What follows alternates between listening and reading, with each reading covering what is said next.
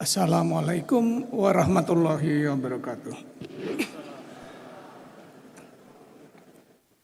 Selamat pagi, salam sejahtera bagi kita semua. Om Swastiastu, Namo Buddhaya, salam kebajikan. Sebelum saya di dekanat, saya ingin menyapa guru saya dulu. Di sini ada guru saya, yaitu Profesor Dr. Heru Pusoko.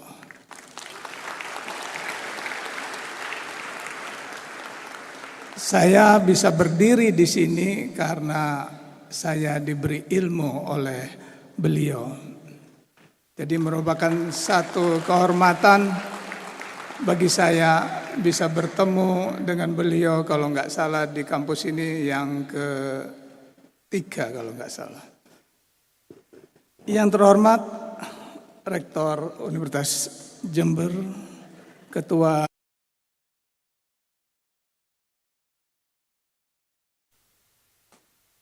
yang terhormat sahabat saya Profesor Bayu Dwi Anggono, Dekan Fakultas Hukum beserta pimpinan dan anggota Senat Fakultas Hukum Universitas Jember.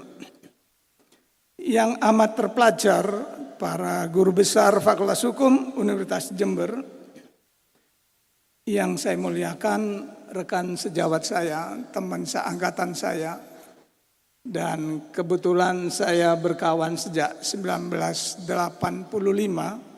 Beliau sama-sama calon hakim angkatan saya, tapi beliau jadi wakil bukan karena saya KKN, tapi karena beliau mempunyai kapabilitas, elektabilitas, dan terutama beliau memiliki integritas.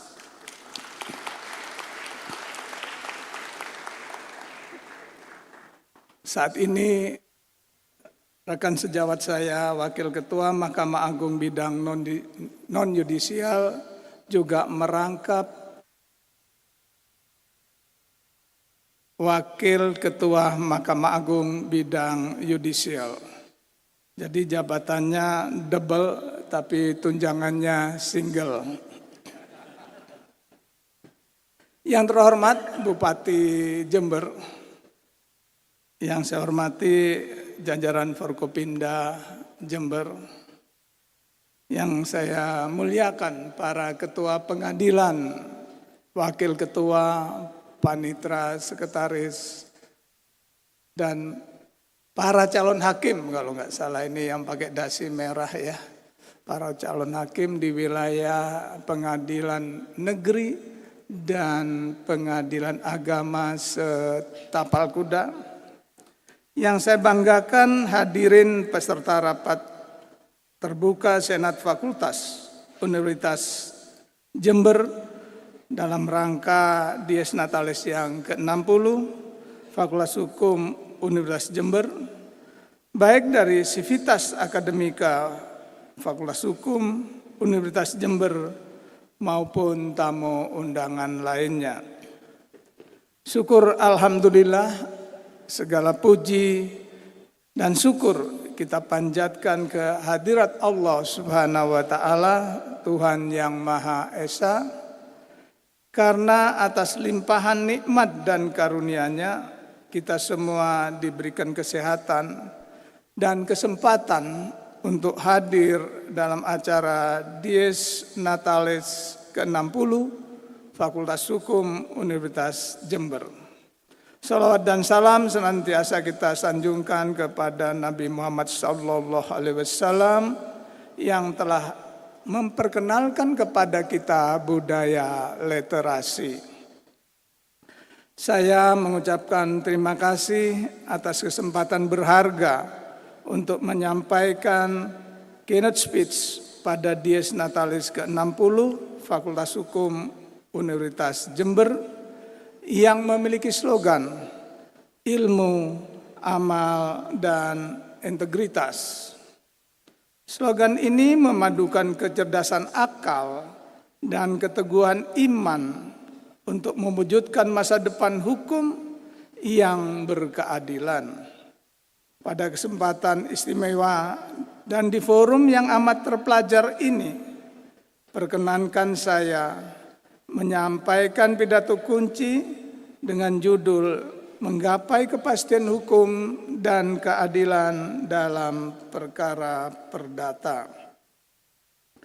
Melalui pidato ini, saya berharap dapat memantik diskusi lanjutan yang lebih dalam mengenai makna penegakan hukum dan keadilan dikaitkan dengan studi perkara perdata yang mendorong hakim perdata untuk berperan aktif dan pada akhirnya tidak saja menemukan kebenaran formil, melainkan juga menemukan kebenaran material atau kebenaran substantif. Hadirin yang saya muliakan dan saya banggakan, berdasarkan pengalaman empiris saya sebagai hakim selama hampir 37 tahun, sejak saya diangkat sebagai hakim di Pengadilan Merauke pada bulan Juli tahun 1987 hingga menjadi Hakim Agung Kamar Perdata pada Mahkamah Agung pada tahun 2015, saya mendapati dua hal yang paradok, yaitu terdapat banyak putusan yang menyatakan gugatan tidak dapat diterima, niet onafhankelijk verklaar, dan juga terdapat banyak putusan yang tidak dapat dilaksanakan atau non-executable, yang disebabkan karena hakim yang bersifat pasif. Namun di sisi lain, jika hakim bersifat aktif dalam memberikan saran atau petunjuk untuk kelancaran persidangan, justru dilaporkan dengan alasan hakim tersebut berpihak. Berdasarkan laporan tahunan Mahkamah Agung tahun 2023, Pengadilan Tingkat Pertama Peradilan Umum menerima perkara perdata sebanyak 42.999 perkara, dan Peradilan Agama menerima perkara perdata agama sebanyak 432.089 perkara. Dari perkara yang diterima tersebut, putusan yang menyatakan gugatan tidak dapat diterima di peradilan umum sebanyak 9.514 perkara atau 22% dari perkara yang diterima oleh peradilan umum, dan peradilan agama sebanyak 6.326 perkara atau setara dengan 1,46% dari perkara yang diterima oleh seluruh peradilan agama. Fenomena tersebut menurut pandangan saya bertolak belakang dengan asas peradilan yang sederhana, cepat, dan biaya ringan, dan bertentangan pula dengan prinsip hakim aktif sebagaimana diatur dalam pasal 2 ayat 4 dan pasal 4 ayat 2 Undang-Undang Nomor 48 Tahun 2009 tentang kekuasaan kehakiman.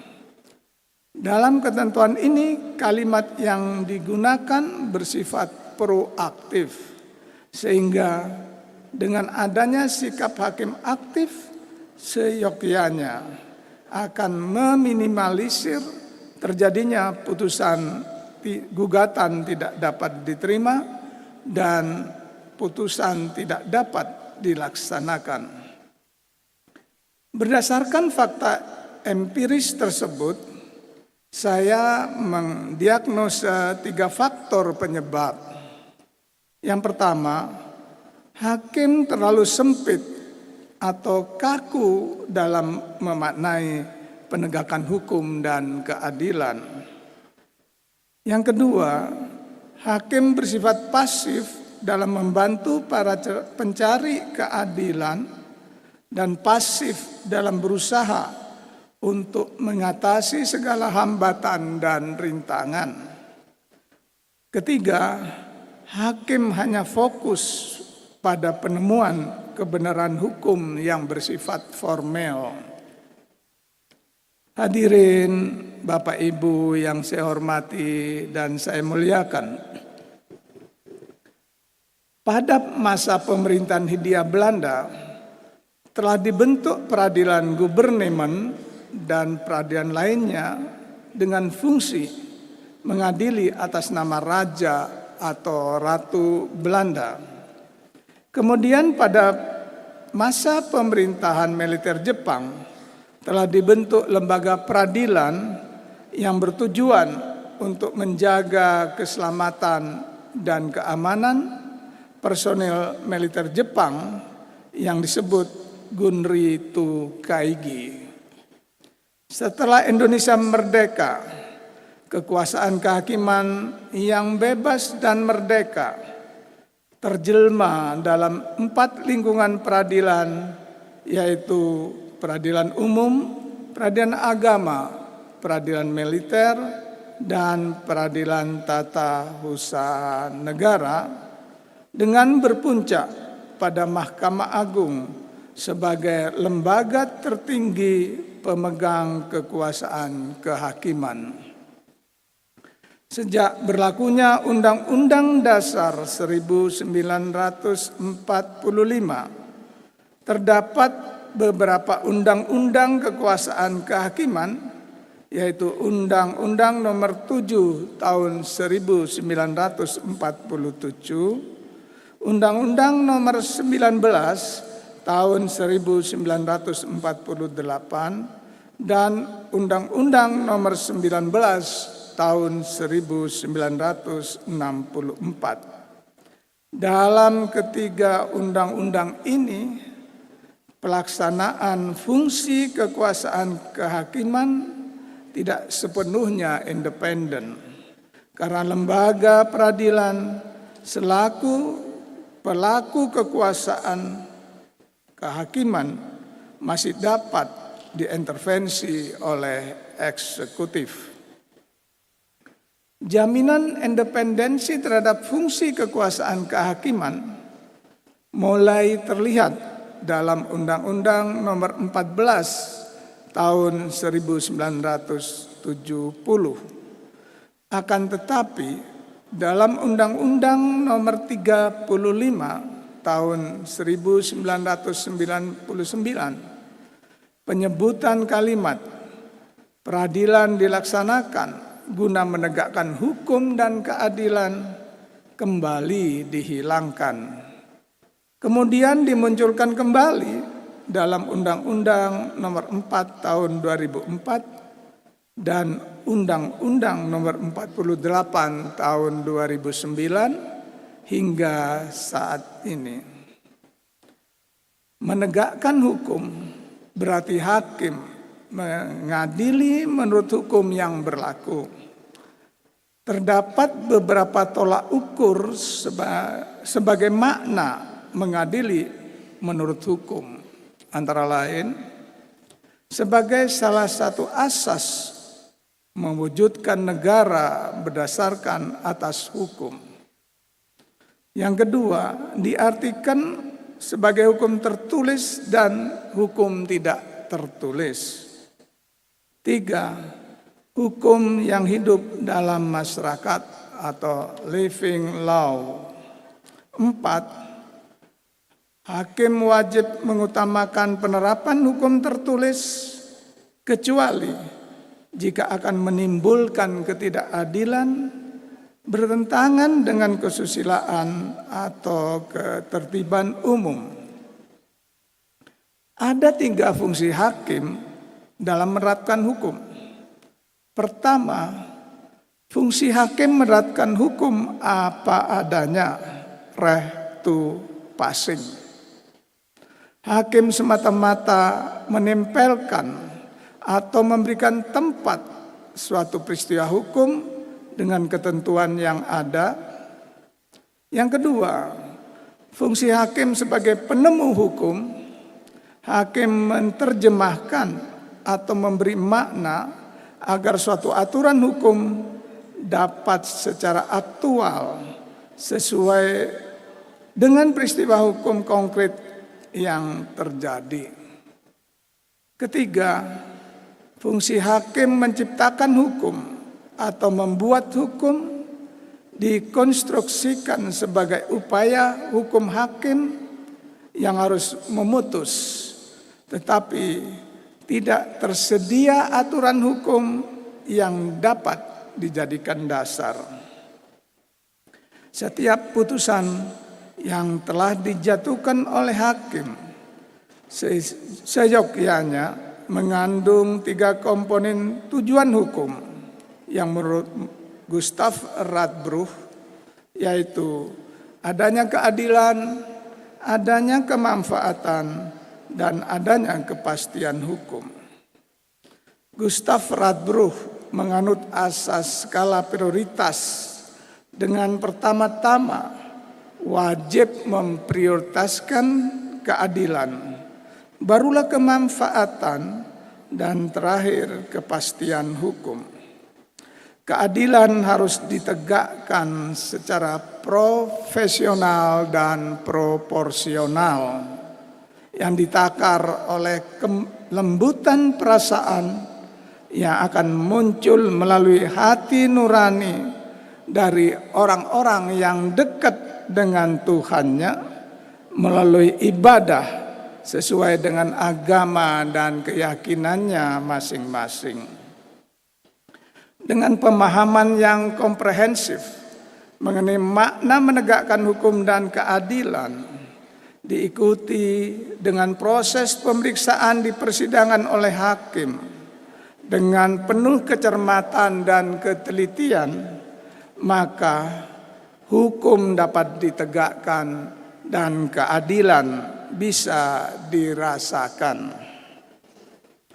Saya melihat ada kontradiksi antara teori dan praktek hukum acara perdata di Indonesia. Sebagaimana ketentuan mengenai hakim bersifat pasif dapat ditemukan dalam HIR maupun RBG. Ketentuan tersebut juga dapat ditemukan dari pasal-pasal yang diatur di dalam RV. Walaupun tidak menyebut secara eksplisit istilah hakim aktif maupun hakim pasif. Pengertian hakim bersifat pasif di dalam sistem HIR-RBG adalah hakim dalam menyelesaikan perkara perdata tidak boleh berinisiatif untuk mengajukan perkara ke pengadilan. Hakim tidak boleh menambah atau mengurangi serta menentukan luas sengketa, dan hakim tidak boleh menghalang-halangi para pihak apabila akan mengakhiri persengketaannya di pengadilan. Salah satu asas yang harus ditegakkan oleh hakim dalam proses peradilan adalah asas setiap sengketa harus ada akhir penyelesaiannya, litis venere oportet. Dalam konteks ini, saya berpendapat kebenaran material atau kebenaran substantif harus dipandang sama pentingnya dengan kebenaran formel dalam perkara perdata. Para guru besar, para dosen, dan hadirin yang saya hormati dan saya banggakan. Perdebatan mengenai pencarian kebenaran formel atau kebenaran material dalam hukum acara perdata, menurut pandangan saya, saat ini sudah tidak relevan lagi. Hal tersebut karena dalam praktek pemeriksaan perkara perdata, ada tuntutan untuk mencari kebenaran formil dan kebenaran material secara bersamaan. Dalam teori klasik sering disebut bahwa acara perdata hanya mencari kebenaran formile Wahrheit, sementara acara pidana mencari kebenaran material Wahrheit. Kebenaran formil yang dimaksud dalam hukum acara perdata ini muncul karena para pihak yang berperkaralah yang memikul beban pembuktian, burden of proof.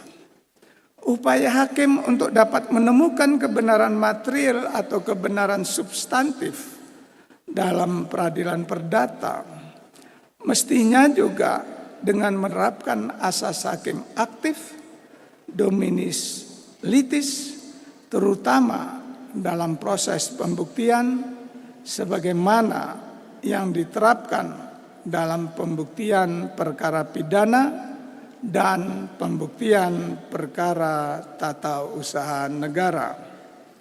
Oleh karena itu, tidak ada larangan bagi hakim perdata untuk mencari dan menemukan kebenaran material.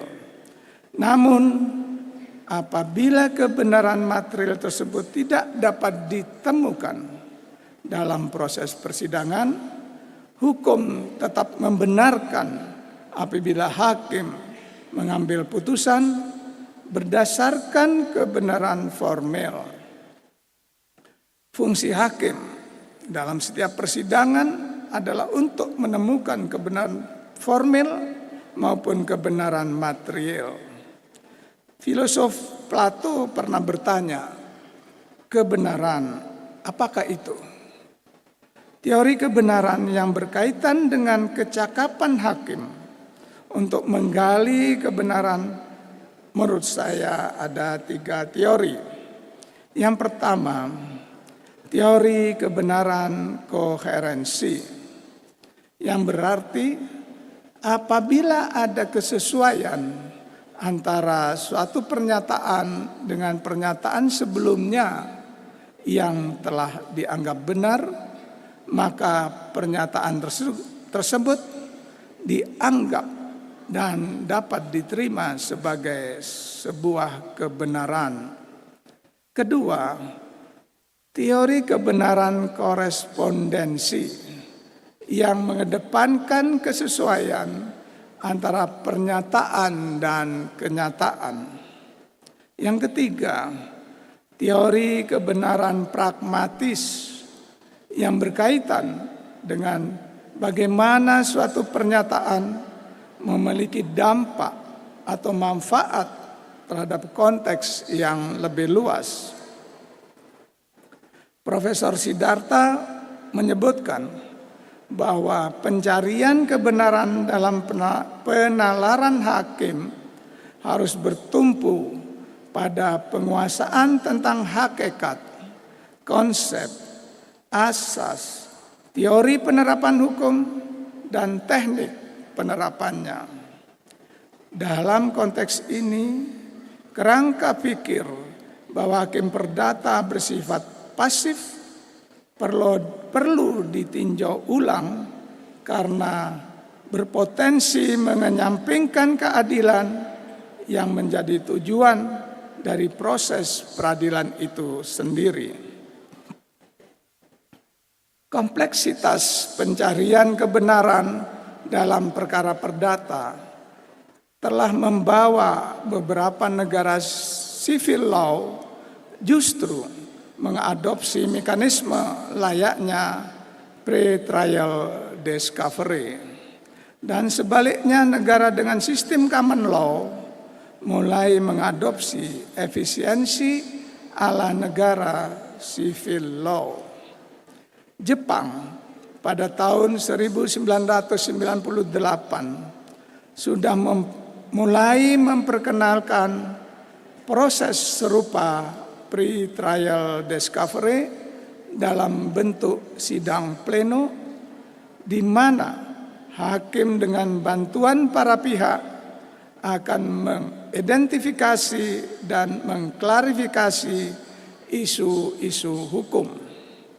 Belanda melalui perubahan pasal 843A dan B Civil Procedural Code juga memberikan akses kepada prosedural pre-trial discovery, khususnya pada perkara-perkara gugatan kelompok atau class action yang memang membutuhkan pembuktian yang lebih kompleks agar dapat dilaksanakan dengan baik.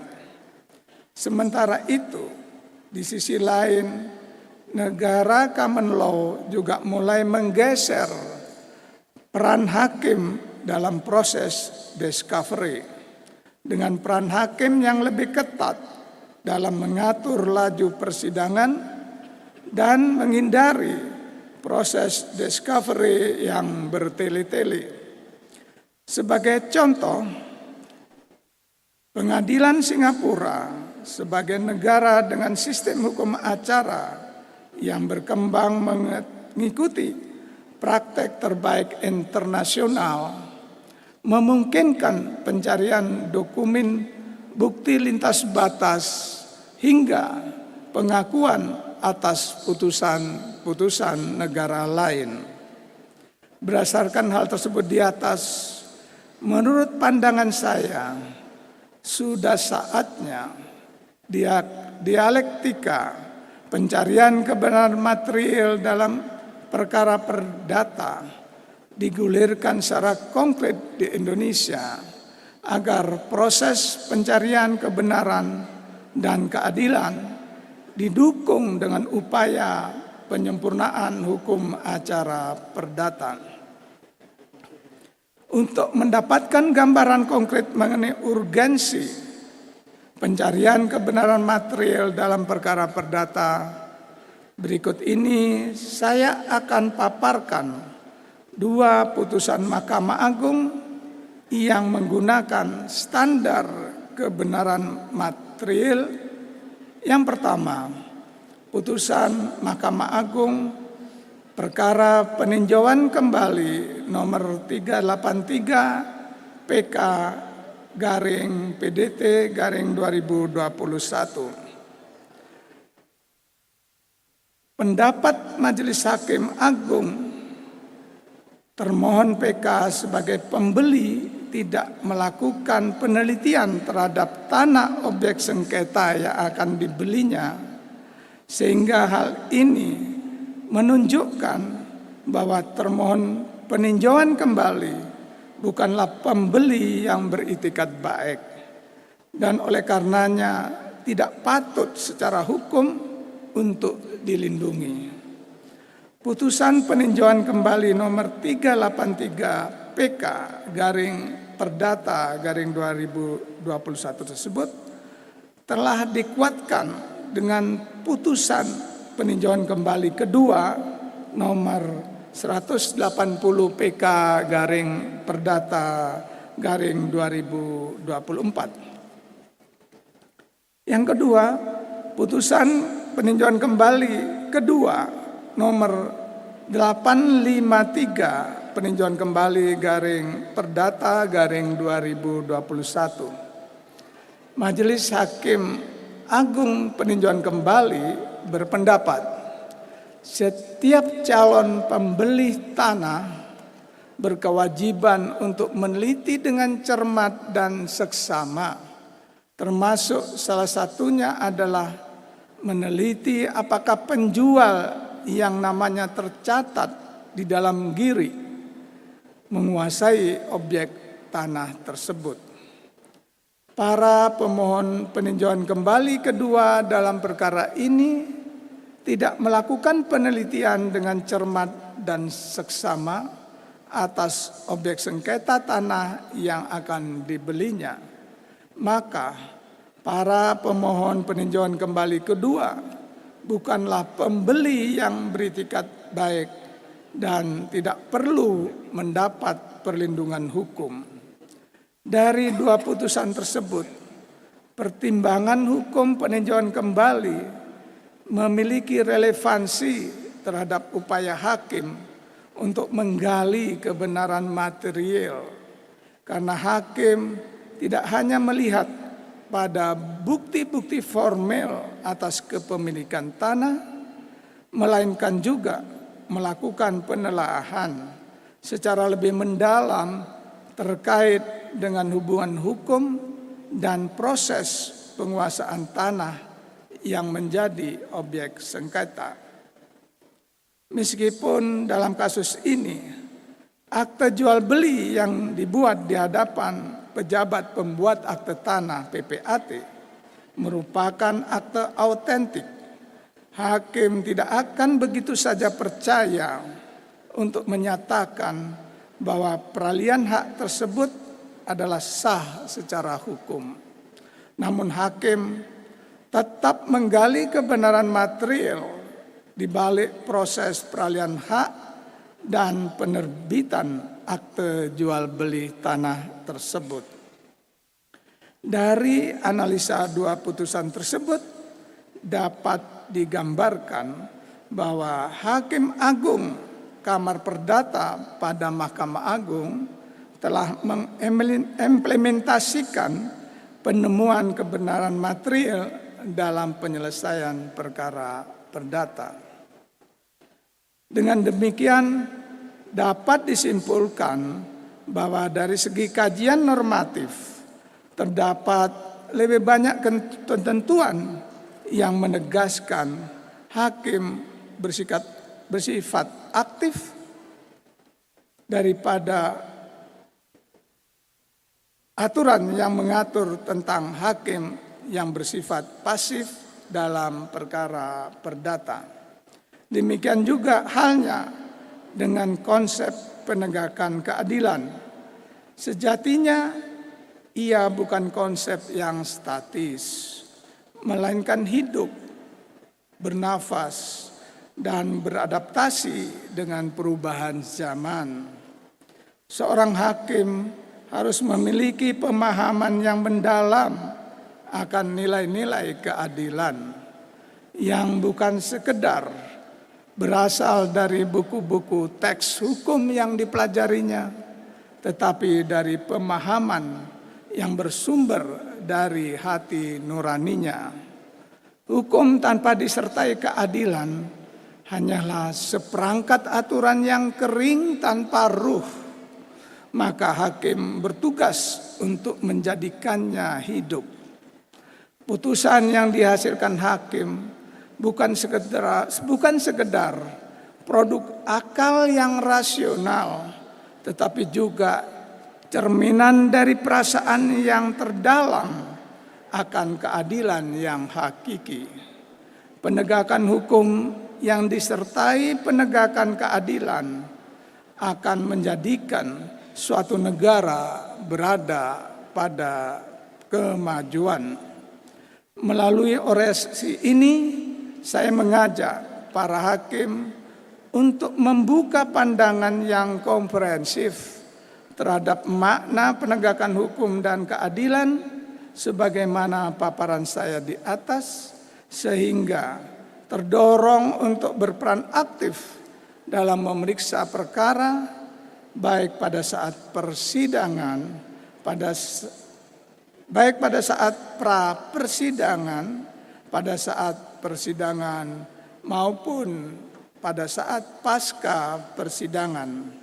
Dan pada akhirnya hakim dalam perkara perdata tidak saja akan menemukan kebenaran formil, melainkan juga akan menemukan kebenaran material.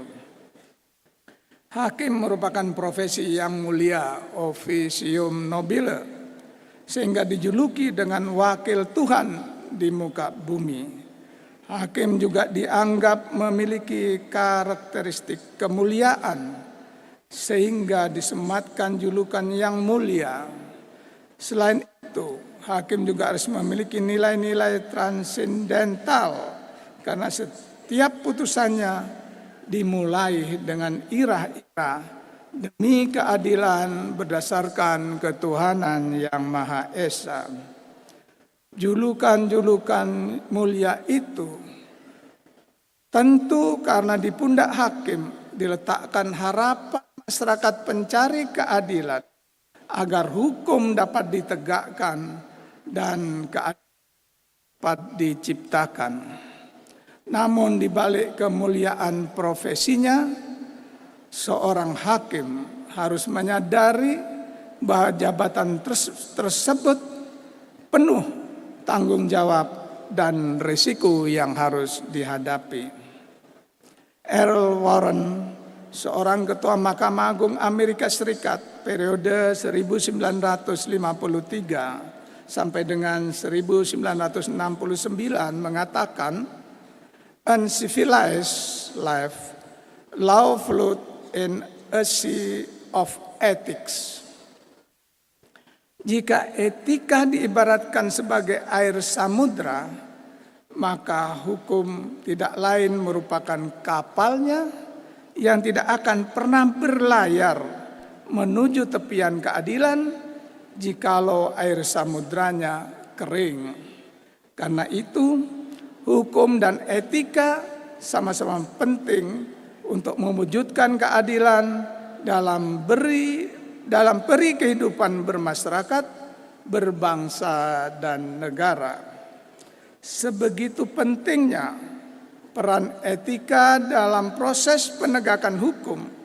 Oleh karenanya, saya mengajak Fakultas Hukum Universitas Jember dan seluruh lembaga pendidikan hukum di Indonesia untuk memberikan perhatian besar pada pembentukan karakter dan integritas untuk turut memperkuat pendidikan etika hukum agar para mahasiswa tidak hanya cerdas secara akademis tetapi juga memiliki integritas yang kuat.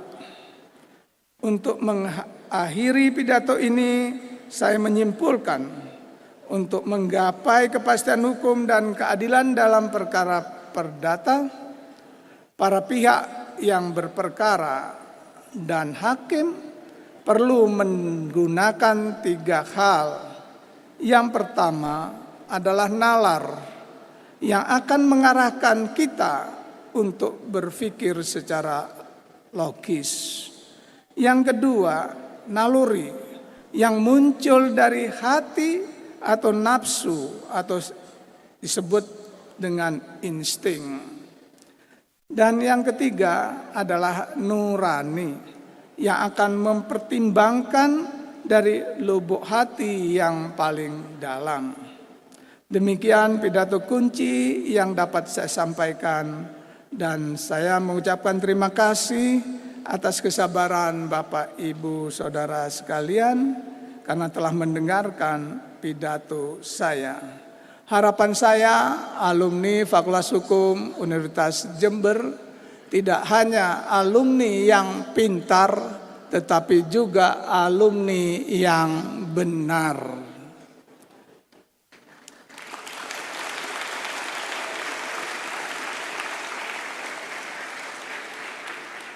Semoga pidato ini dapat memberikan inspirasi bagi kita semua, dan semoga Allah Subhanahu wa Ta'ala, Tuhan yang Maha Esa, senantiasa merahmati serta mengaruniai kesehatan, kesuksesan bagi kita semua. Amin ya Rabbal Alamin. Wassalamualaikum warahmatullahi wabarakatuh.